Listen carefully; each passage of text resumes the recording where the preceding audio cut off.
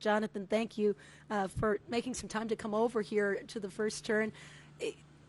Thoughts on, we'll jump right in, about Catholic Boy. We've seen him a couple of times. We're going to get to look at the work again, but Javier flew in for it. He was aboard. He sounded pretty happy about it. How do you feel?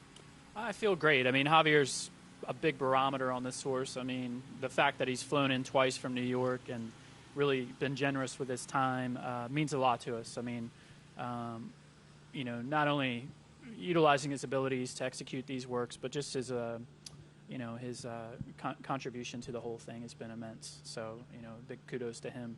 I thought this horse worked very well this morning. I thought he got into a really good rhythm, nice high cruising speed. They actually caught him from the 5/8 out 101 and then out the 3/4 in 14, which I thought he did really nicely. He showed very good energy galloping out. Showed a lot of energy galloping into it, too, which he does seem to do. But Javier mentioned, and I mentioned, too, he's got his hands on the yoke, and he had to take a little hold of him going off. But that's kind of him, isn't it? It really is. And the more we're learning about this horse, I mean, he's, he has a big stride, and he gets into a big high cruising speed. And I think it's kind of like, horses like that, you kind of have to let them get into a rhythm going to the pole because, it really takes them a little bit just to get into that big stride. And, I kind of want an uninterrupted panel, so he was working 12 and change, just to like a high cruising speed, and I thought he did it really well. He shut him down a quarter into his gallop out. He just wanted to be careful not to do too much, but I was really pleased with him today. You had to love this through the stretch because it almost looked like he evened out, and Javier's able to give him just a little bit of rein here.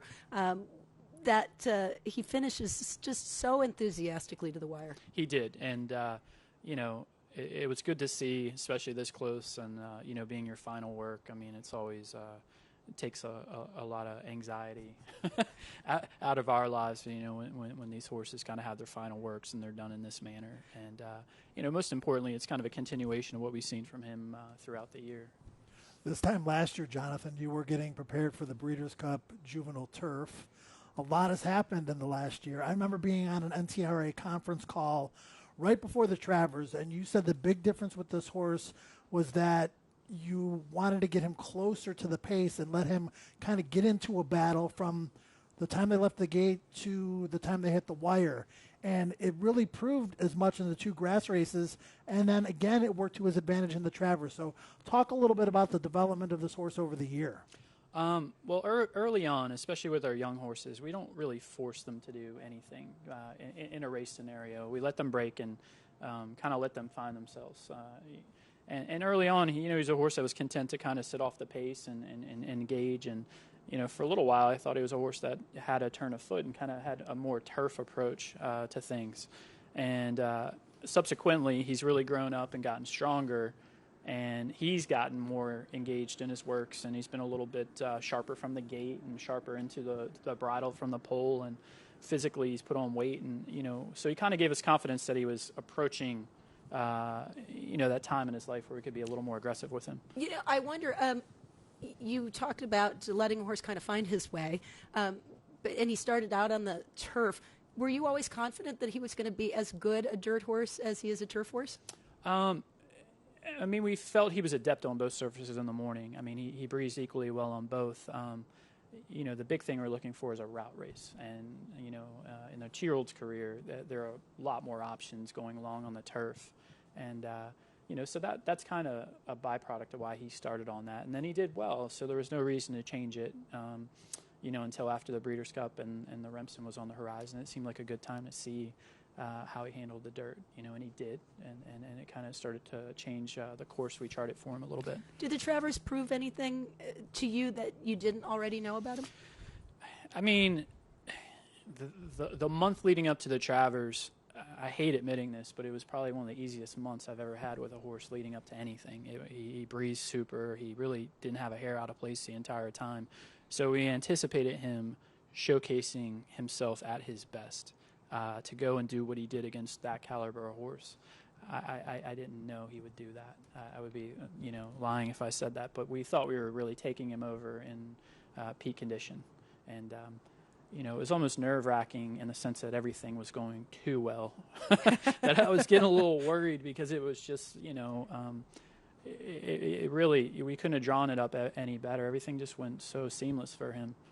Do you feel like the fact that he had the incident in the spring prior to the Triple Crown, after the Florida Derby, a little bit of a setback for him, that might have proved to be a blessing in disguise as far as the route he took after that? No, there's no doubt. I mean, the Derby is very important, and as you know, a lot of talented 2-year-olds their whole trajectory is charted to get to the Derby. But oftentimes, some of these horses just aren't physically ready. You can't change Mother Nature; they're going to kind of develop and grow into what they are on their own clock. And there was a time frame where he actually was getting a little out of balance. He was growing, and he was trying to find himself as a horse. And it's a real credit to the owners that when he started to, when he kind of had a uncharacteristically, poor effort in the Florida Derby, we really sat down and tried to figure out what was best for him. And they were great about letting us give him time and develop, and then just, kind of charting the second into the year with him. And, it's a real credit to the owners and letting us use horsemanship and having it pay off. And so it's a real credit to them. There's a great series that the Breeders' Cup has put together called All In, and one of the episodes is leading into the Travers, and obviously all the way through it, and your victory. And it was very emotional for you, and you could see that in the series and in the programming. Tell us not only about the win, but just the release of this horse proving to everybody after he won 2 races in a row on turf, that dirt, and now you're here for the Breeders' Cup Classic, and just that journey and the release of something like that. Well, there was definitely just the, satisfaction of a job well done for everybody, including my team. But this horse is a little different for us because we actually purchased him as a weanling.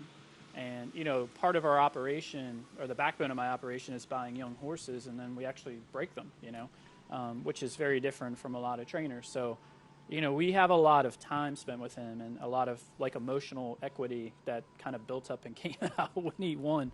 The Belmont Derby was important, all these big grass races, but, although I witnessed it when I worked for Todd, these big days, to actually be kind of handling the course and getting a horse prepared, I didn't understand the gravity of it until it happened, and in a place as historic and as Saratoga, but I was just so proud of him that I think that all came out.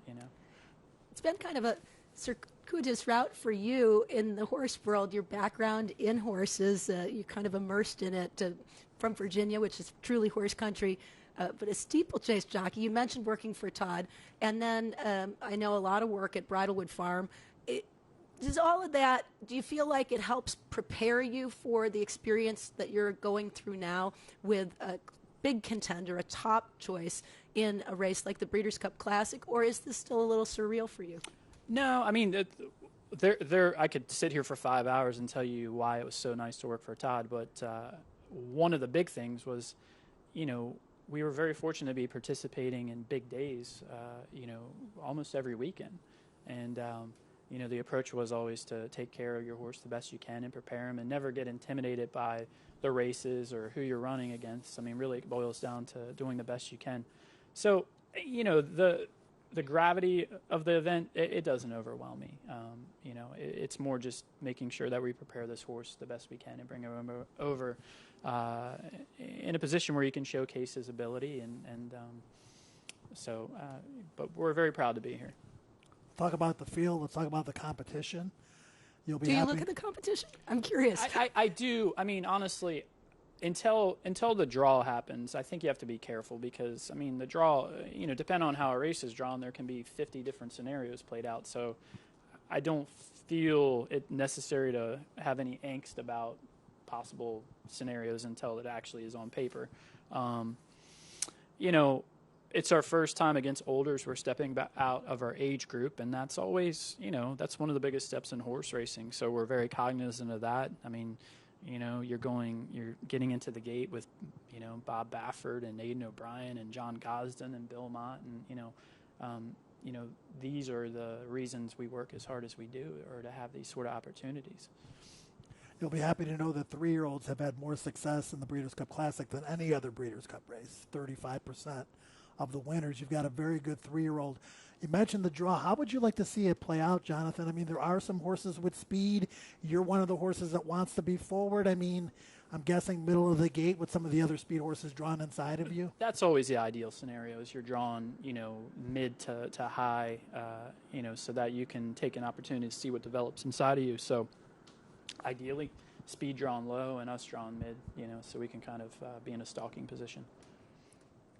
Well, we are going to wish you good luck the rest of the way, but I think congratulations in order for the journey that you've already experienced with this horse. It's really a ride of a lifetime, and he looks fantastic. So, yeah, we're really proud of him. I mean, he's done everything we've asked and then some. So, that's the other thing about being here. It's like, I think when you've earned your way to the Breeders' Cup, you have to kind of take a step back and think of the journey that brought you here, because it's really a blessing to be here in any order, So we're happy to be here, and he's training great. So thank you. Jonathon Thomas with Catholic Boy. Wish him well as he continues his journey through the rest of this season and on to the Breeders' Cup Classic.